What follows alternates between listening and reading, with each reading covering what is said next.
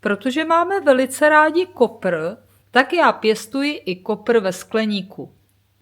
Má to jednu velikánskou výhodu, že už teď v dubnu mám spoustu té čerstvé natě do pomazánek a polévek. Podíváme se, v čem ten kopr pěstuji.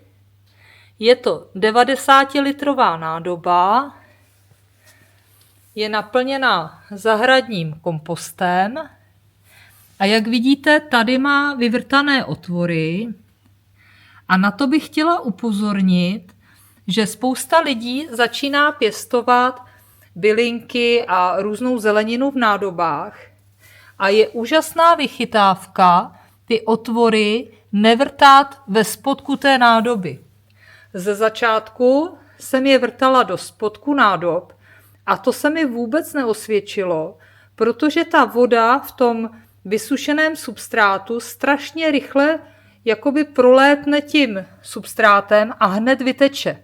Nestihne ho ani pořádně namočit.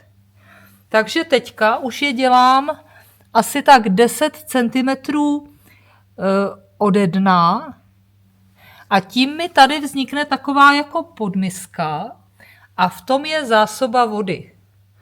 Takže já zalévám ten kopr tak, že ho zalévám normálně ze zhora a čekám, až když ta voda začne vytékat z těch otvorů, tak vím, že dole v té pomyslné podmisce už má zásobu vody.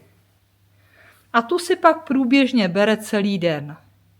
A proto je takhle nádherný svěží. Já mám ten kopr strašně ráda. A ze skleníku ho máme hned takhle na jaře, protože mám ho i na záhoně a tam ještě teprve vylézá. Takže kdo chcete urychlit sklizeň bylinek, například kopru, tak můžete použít tuto vychytávku s pěstováním ve skleníku v nádobě.